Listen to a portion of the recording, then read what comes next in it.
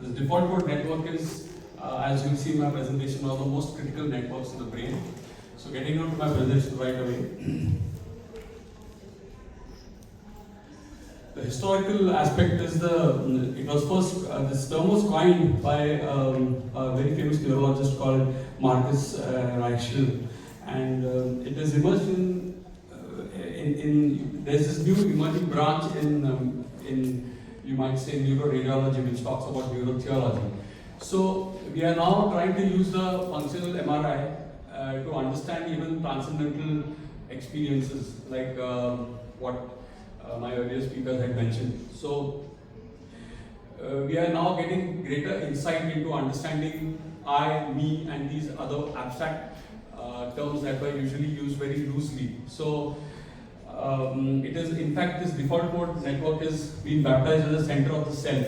So, like my earlier speaker mentioned very appropriately, that the entire crux of Indian spirituality or the Hinduism was finding the answer to the question, who am I? So, what is myself?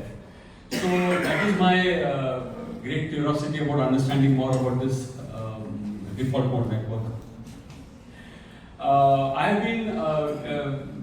We conducted a study of about 22 cases, and I'll get down to that slide, but this is just a brief idea for those of you all to understand what are the main networks that are there in the brain.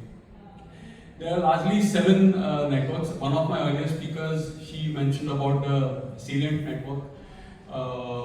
Then I think Madeline spoke about it, right? On salient, yeah, the salient network, yeah. So each of these networks have been very, very typically mapped, and each of them have got very specific functions. Like we have the auditory network, which is primarily in action when there is auditory inputs. There's a sensory motor, there's a visual. There's this very unique dorsal attention network, which talks about getting into action when you're doing any specific targeted activity. There's a salience network, which Madeline mentioned, and there's a central executive network, and there's of course the default mode network, which I'll be talking about. So this is just an idea for those of you who are not very familiar with the networks that we are referring to pretty often in all our presentations.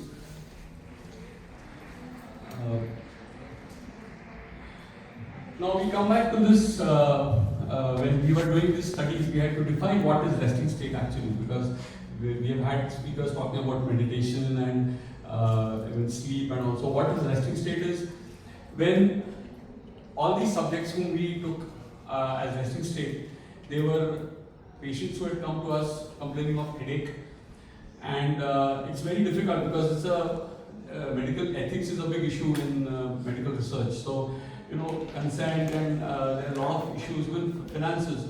So we had to take special permission from the ethical committee to make sure that the subjects that are chosen, we chose them through our OPD. We made sure that they didn't have any organic problems to begin with, because it was necessary that we wanted to get as closely normal subjects as possible. So largely there were patients who were investigated for headaches which were episodic, not fitting into any specific paradigm of migraine or cluster headaches. And so those were selected, and then they were made to lie down on the MRI console with their eyes closed, and they were not given any instructions whatsoever. And these were typically within the age groups of 28 to 53, the 20 subjects that we had studied. What do we expect in the resting state? It generally talks about very background self-awareness, that I am, that amness, feeling of self-amness is there. Of course, there's going to be ideation, there's going to be imagination, there's going to be some emotional overlay to whatever that resting state is. But it's very difficult to quantify that. So by and large for us, they were normal subjects with no pre-existing pathologies, no known ailments neurologically. And those are the subjects which were chosen. And quite interestingly, of all these 7 networks that I had mentioned, the default mode network is one of the most active. So it's quite paradoxical, I don't know why, but when we normally talk of our day-to-day activities, we would expect, and quite ironically, the moment any targeted activity is started, the default mode network just shuts down. So it's not that they are working the default mode network. Portions of it might work in other networks, but as a unit, as a default mode network, it just shuts down when any specific targeted activity is chosen to be performed. Now, as I was coming to this very highly abstract domain of the self. So, what are the components which I believe would be factoring into this default mode network? So, there is obviously that sense of amness, that of being, of let's say just being aware of the fact that you are, that amness as in inverted commas. There is also that is a very subjective feeling of amness. There is also a self, which is now the self, the subjective I which is there. That there's also an element of an objective me, because I per se is just that sense of amness. But when you talk of me, it comes along with that some emotional overlays. There's an objective element to that I. So that is the me which I'm talking about. Plus the objective elements that are associated with interacting with people and the other objects in life. So the main components which I am trying to look at it from a very abstract perspective is the self-awareness, that is part of saying, which is just that amness part of my being. Then the self, that is I, and then that is also a subjective part, and then the objective part of me and the observed world. So these are the three components which I believe were factored into the resting state. Bold sequencing, as this is a very high, I would say, a recent update on functional MRI. It works on a technique called as blood oxygen level dependent imaging. So it's an indirect understanding that when as you all might be knowing, that this MRI works on a magnetic sequencing. So the paramagnetic imaging properties of deoxyhemoglobin and oxyhemoglobin, those can be segregated, and you get imaging to image the parts of the brain which are consuming the highest level of oxygen at the time when I'm doing this investigation. So it's just a brief idea for those of you who are not familiar with what this world actually involves.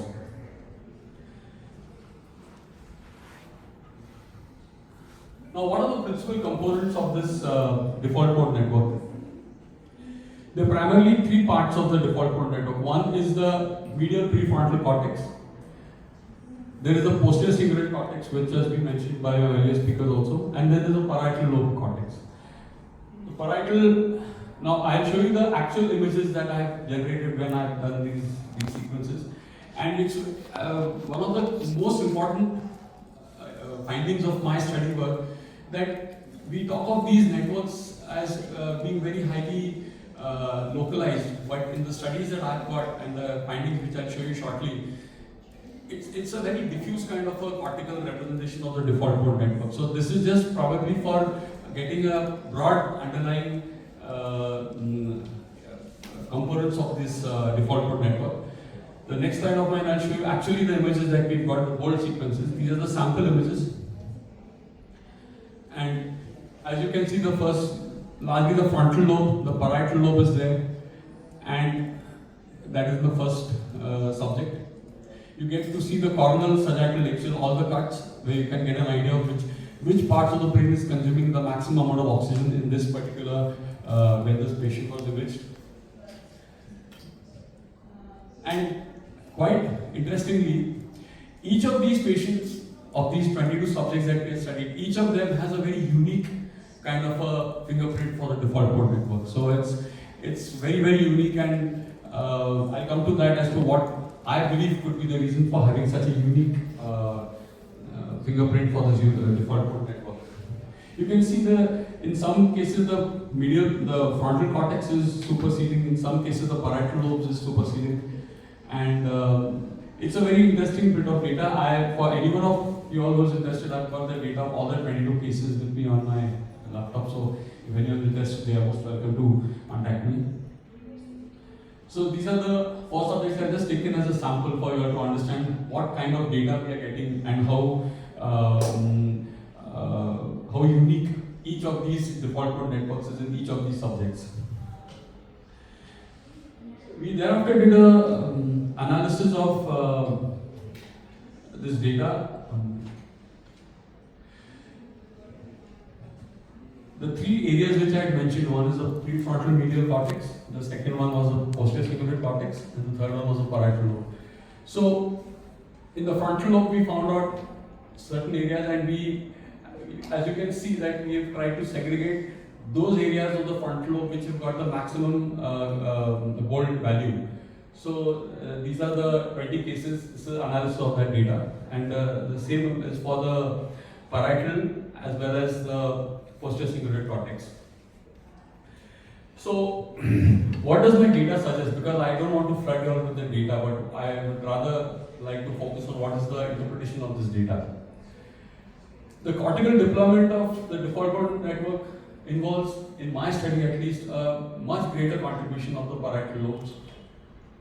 The visual cortex also seems to have kicked in to a large extent, which is not being documented in most of the studies and the review of literature that I've done.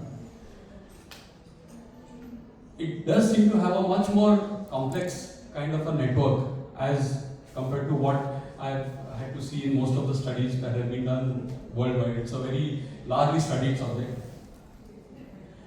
And I have a feeling that if we can do much more, if we have a greater understanding of this default mode network, it might be easier for us to have a greater clarity on definition of what part of the brain constitutes to form the self.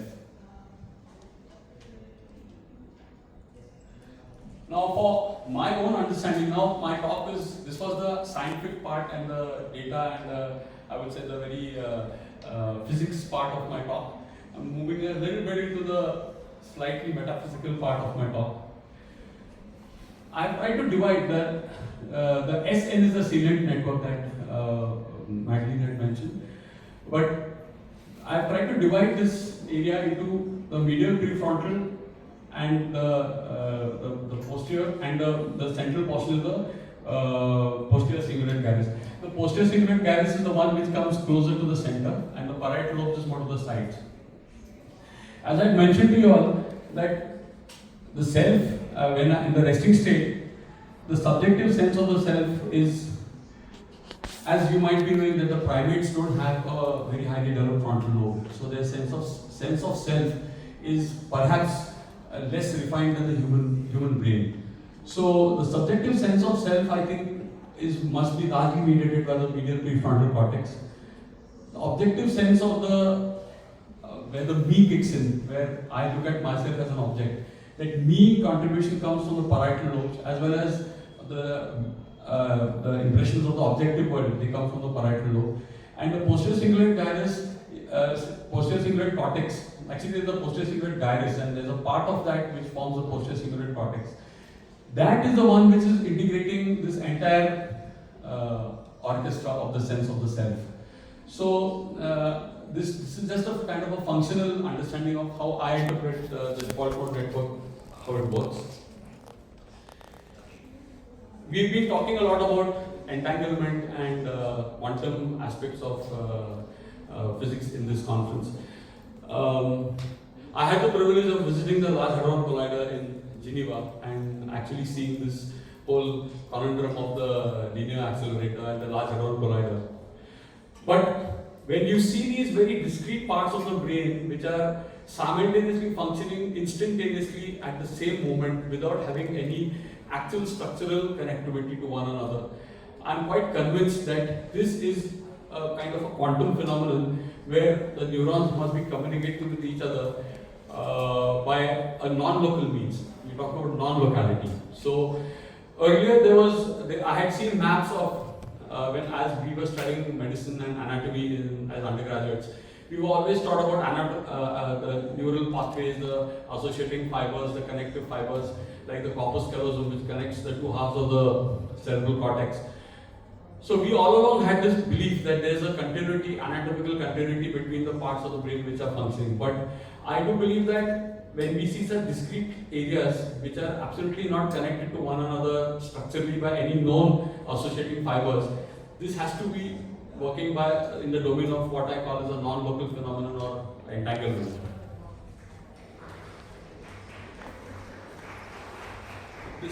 So this exactly is what the great Albert Einstein had called as spooky action at a distance. And we have seen that that the only way these very diverse group of neurons can communicate with one another in spite of not being connected directly in continuity can be explained by only entanglement. So